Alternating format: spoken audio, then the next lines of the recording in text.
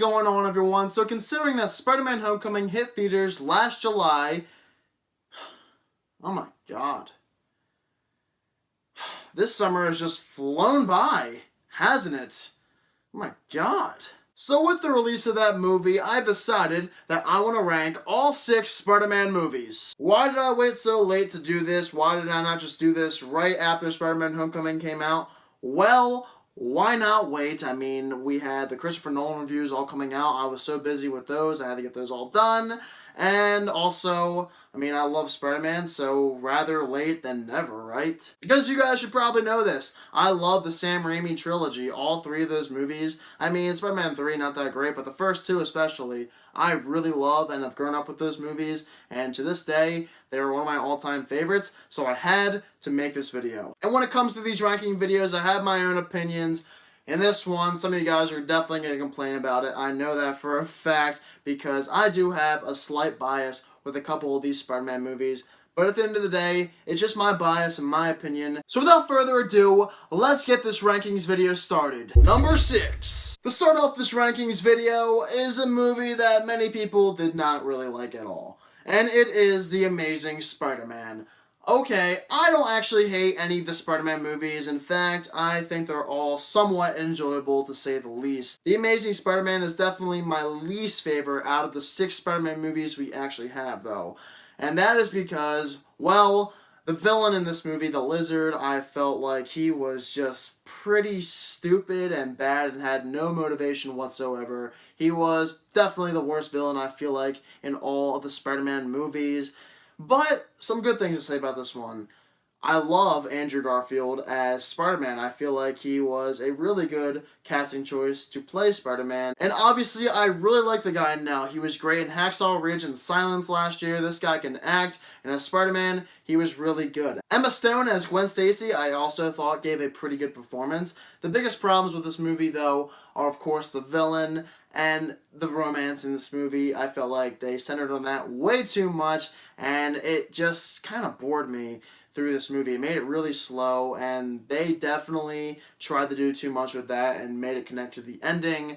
Honestly, I was not a big fan of the romance in this movie at all. But there's definitely a lot of fun to be had with The Amazing Spider-Man. Yes, there are plenty of dumb things going on with The Amazing Spider-Man, but a lot of fun action sequences. And even though the marketing basically lied to us and said we'd be getting a new Spider-Man movie, and this is basically just a rehash of the first one, it doesn't really matter to me that much. I thought they did a pretty good job in retelling the story once again, and like I said, there are definitely some fun moments we had with The Amazing Spider-Man. Number 5. Oh my god, so many people hate this movie, but this one is The Amazing Spider-Man II. I completely understand that this movie is really bad. I understand that there's plenty of really stupid moments in this movie, such as Gwen Stacy touching a metal pole while Electro is around using his powers. There's a type of computer that exists in this movie in a time period where that computer did not exist. And there's also many dumb plot points with Harry Osborn's character, played by Dane DeHaan. Yeah, there are so many of those moments in this movie that you can just make fun of and nitpick. But at the end of the day, I don't care at all. Honestly, this movie is strictly a guilty pleasure of mine. It is fun for me, so that's all I have to say. I feel like Jamie Foxx is a good villain as Electro in this movie. I got behind his character and I actually kind of felt for him. Dane DeHaan as the Green Goblin's son, Harry, I mean, he was okay. I like Dane DeHaan, but in this movie he was just okay. Some of the plot points with him I enjoyed, but there was other moments in this movie where I was like, okay, that's stupid. But, I mean, this movie, yes, it's very stupid, but to me, there are plenty of fun action sequences and moments that I like, and I don't know what else to say. They're relatable, and they just feel like real life, so I like it. I don't really care. You want me to give you some more reasons of why I somewhat like this movie with a review? You don't? Okay, moving on. Number 4. This is where my bias begins, and it is, at number 4, SpiderMan Homecoming, the newest Spider-Man movie. I actually really enjoyed SpiderMan Homecoming. In fact, I thought it was a very good movie. Tom Holland as Peter Parker, Spider-Man, he was really surprising, and I loved him as Spider-Man in this movie. Michael Keaton as the villain in this movie, the Vulture, Phenomenal casting right there. He was definitely the best part of this entire movie, and the conflict with his character and Peter Parker, oh my god. It was definitely some of the most on the edge of your seat thrills that I felt this entire year, and a very good plot point between these two characters. This movie was also very funny, had a lot of great action sequences, and also brought back a lot of things that made the original Spider-Man trilogy great and added on some new ones. Where the flaws come in for this movie, while the romance I felt like was very disappointing. It led to absolutely nothing when it kept building up and up throughout the movie, so that was disappointing for me. Donald Glover was unnecessary, and this movie also just skimmed the surface with some of the themes that came from the original Spider-Man trilogy, and they didn't go as deep and dark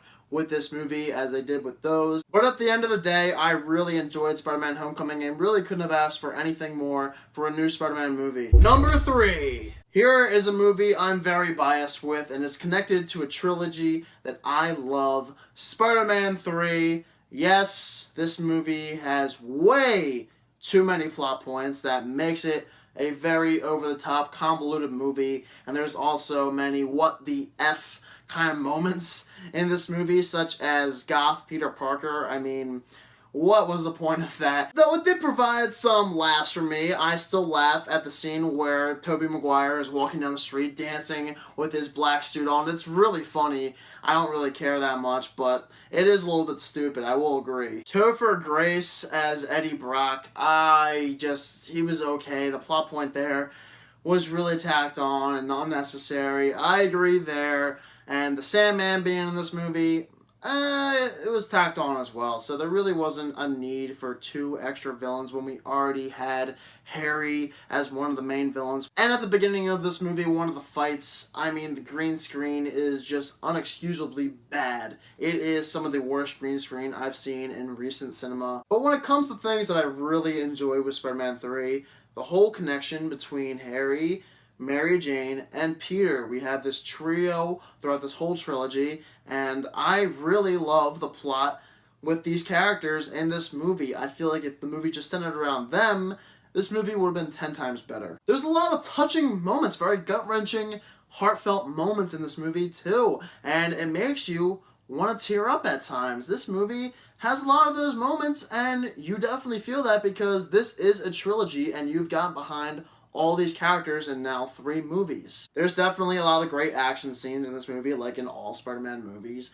and the themes here too are very relevant, and I just really enjoy Spider-Man 3. It's certainly not a very good movie, but it's one that I do have a bias with, and I really enjoy and grew up liking a lot. I saw this one in theaters, and the main conflict in this movie I felt like is very well explored, thought out, and it's a very well directed movie in those scenes. Number 2. These two are definitely interchangeable, but at number 2, it is Spider-Man 2.